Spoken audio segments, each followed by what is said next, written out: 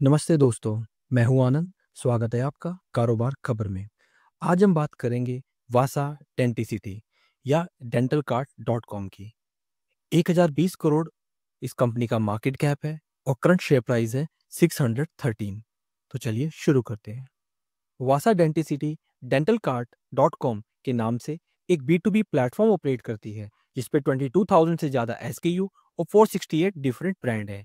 यहाँ पे कंपनी का टेक रेट 12 to 18% है। इसका मतलब हर सेल में कंपनी इतना कमीशन रखती है, रेस्ट सप्लायर को दे देती है। कंपनी ने अपने ई कॉमर्स प्लेटफॉर्म पे प्राइवेट लेबल्स भी शुरू करे हैं।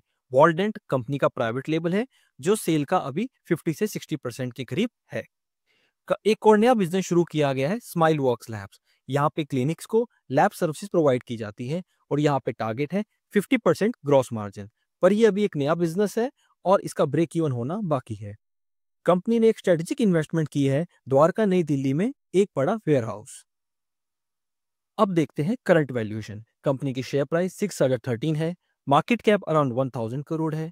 कंपनी का पीई ट्रेलिंग 12 मंथ पे अराउंड 60 का है और EV EBITDA 41, price to sale ratio 4.1। ये सभी हायर वैल्यूएशन है जो बताता है मार्केट को इस कंपनी की ग्रोथ पे बहुत यकीन है।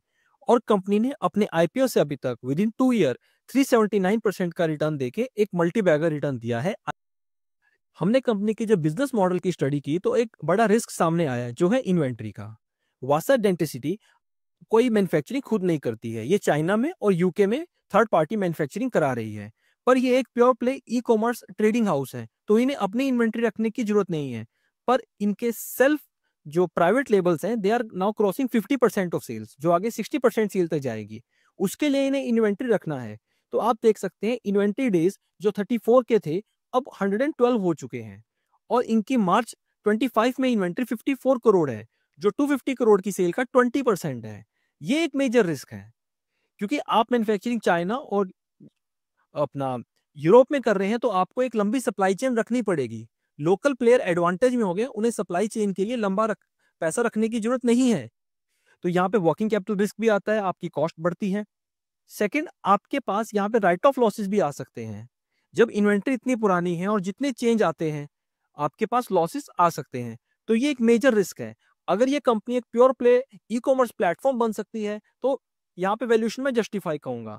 पर आपको इन्वेस्ट करने से पहले इस रिस्क को अच्छे से देखना बहुत जरूरी है क्योंकि इन्वेंट्री लॉस पूरी प्रॉफिटेबिलिटी को हटा सकता है। 20% कैपिटल या 20% ऑफ सेल आपकी इन्वेंट्री में पड़ी हुई है, that is a major major red flag. अभी हमने रिस्क तो देखे, पर देखते हैं कौन से पॉइंट हैं जो कंपनी की ग्रोथ को इंपैक्ट कर सकते हैं। स्माइल वर्क लैब का ब्रेक इवन करना बहुत जरूरी है क्योंकि वहां पे अभी मार्जिन पे हिट आ रहा है। प्राइवेट लेबल 60% सेल तक रहे और वहां पे मेंटेन करें। कंपनी के शेयर का एसएमई से मेन बोर्ड में माइग्रेशन, इससे कंपनी के शेयर में न्यू लिक्विडिटी आएगी और फर्दर रीरेटिंग आ सकती है। कंपनी के लिए एक्सपोर्ट ऑप्शन एशियान मार्केट या गल्फ कंट्रीज में प्राइवेट लेबल्स की ग्रोथ को बढ़ा सकता है और जीएसटी रेट का 12% से 5%, जिससे फर्दर ये चीजें अफोर्डेबल होंगी और सेल बढ़ सकती है। तो ये वीडियो हमने एजुकेशन पर्पस के लिए बनाया है। आप अपने फाइनेंशियल एडवाइजर से डिस्कस कीजिए और देखिए आपको यहाँ पे इन्वेस्ट करना है या नहीं।